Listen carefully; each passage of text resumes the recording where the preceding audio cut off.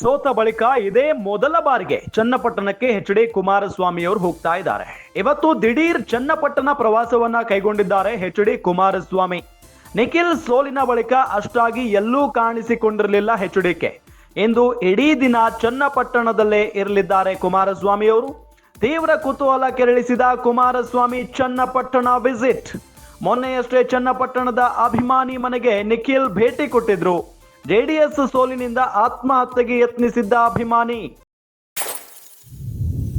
ನಿಖಿಲ್ ಭೇಟಿ ಬಳಿಕ ಚನ್ನಪಟ್ಟಣಕ್ಕೆ ಎಚ್.ಡಿ. ಕುಮಾರಸ್ವಾಮಿ ಅವರು ಎಂಟ್ರಿ ಕೊಡ್ತಾ ಇದ್ದಾರೆ. ಈಗ ಚನ್ನಪಟ್ಟಣದ ಸೋಲಿಗೆ ಅಸಲಿ ಕಾರಣ ಬಿಚ್ಚಿಡ್ತಾರ ಹಾಗಾದ್ರೆ ಕುಮಾರಸ್ವಾಮಿ ಅವರು? ಚನ್ನಪಟ್ಟಣ ಚುನಾವಣಾ ಕಹಾನಿ ತೆರೆದಿಡ್ತಾರ ಕುಮಾರಸ್ವಾಮಿ ಅವರು? ಚನ್ನಪಟ್ಟಣದಲ್ಲಿ ಸುದ್ದಿಗೋಷ್ಠಿ ನಡೆಸಿ ಎಚ್.ಡಿ.ಕೆ ಹೇಳೋದೇನು ಹಾಗಾದ್ರೆ? ಇವತ್ತು ದಿಢೀರ್ ಚನ್ನಪಟ್ಟಣ ಪ್ರವಾಸವನ್ನ ಕೈಗೊಂಡಿದ್ದಾರೆ ಕುಮಾರಸ್ವಾಮಿ ಅವರು.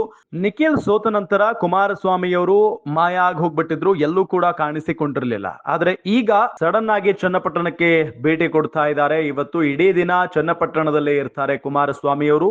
ಸುದ್ದಿಗೋಷ್ಠಿಯನ್ನ ನಡೆಸುವಂತ ಎಲ್ಲಾ ಸಾಧ್ಯತೆಯೂ ಕೂಡ ಇದೆ. ಏನು ಸೋಲಿಗೆ ಏನು ಕಾರಣ ಅನ್ನೋದರ ಬಗ್ಗೆ ಪರಾಮರ್ಶೆ ಮಾಡುವಂತ ಎಲ್ಲಾ ಸಾಧ್ಯತೆಯೂ ಕೂಡ ಇದೆ. ಹಾಗಾಗಿನೇ ಇವತ್ತು ಯಾವ ರೀತಿಯಾದಂತ ಒಂದು ಮಾತುಗಳನ್ನ ಆಡ್ತಾರೆ ಕುಮಾರಸ್ವಾಮಿ ಅವರು ಮತ್ತು ಚನ್ನಪಟ್ಟಣದಲ್ಲಿ ಎಲ್ಲೆಲ್ಲಿ ಹೋಗ್ತಾರೆ ಅನ್ನೋ ಕುತೂಹಲವೂ ಕೂಡ ಇದೆ. ಮೊನ್ನೆ ಜೆಡಿಎಸ್ ಸೋಲಿನಿಂದ ಒಬ್ಬ ಅಭಿಮಾನಿ ಕಂಗೆಟ್ಟು ಆತ್ಮಹತ್ಯೆಗೆ ಪ್ರಯತ್ನವನ್ನ ಕೂಡ ಪಟ್ಟಿದ್ದ. ಅವರ ಮನೆಗೆ ಪರಾಜಿತ ಅಭ್ಯರ್ಥಿ ನಿಖಿಲ್ ಕುಮಾರಸ್ವಾಮಿ ಹೋಗಿ ಸಮಾಧಾನ ಮಾಡಿ ಬಂದಿದ್ರು. ಅದಾದ ನಂತರ ಈಗ ಎಚ್.ಡಿ. ಕುಮಾರಸ್ವಾಮಿ ಅವರು ಕೂಡ ಹೋಗ್ತಾ ಇದ್ದಾರೆ.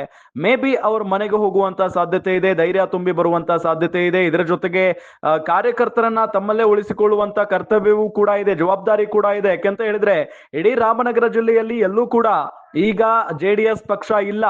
ಹಾಗಾಗಿ ಕಾರ್ಯಕರ್ತರನ್ನ ಉಳಿಸಿಕೊಳ್ಳುವ ಕೆಲಸ ಮಾಡಬೇಕಾಗಿದೆ. ಕಾರ್ಯಕರ್ತರಿಗೆ ಮತ್ತೆ ಉತ್ಸಾಹವನ್ನ ತುಂಬುವ ಕೆಲಸ ಮಾಡಬೇಕಾಗಿದೆ ಎಚ್.ಡಿ. ಕುಮಾರಸ್ವಾಮಿ ಅವರು.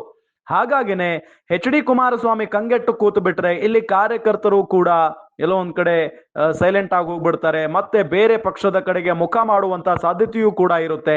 ಅವರನ್ನೆಲ್ಲ ಉಳಿಸಿಕೊಳ್ಬೇಕಾದ್ರೆ ಎಚ್.ಡಿ. ಕುಮಾರಸ್ವಾಮಿ ಅವರು ಹೋಗಿ ಕಾರ್ಯಕರ್ತರನ್ನ ಭೇಟಿ ಮಾಡಲೇಬೇಕಾದಂತ ಅನಿವಾರ್ಯತೆ ಇದೆ.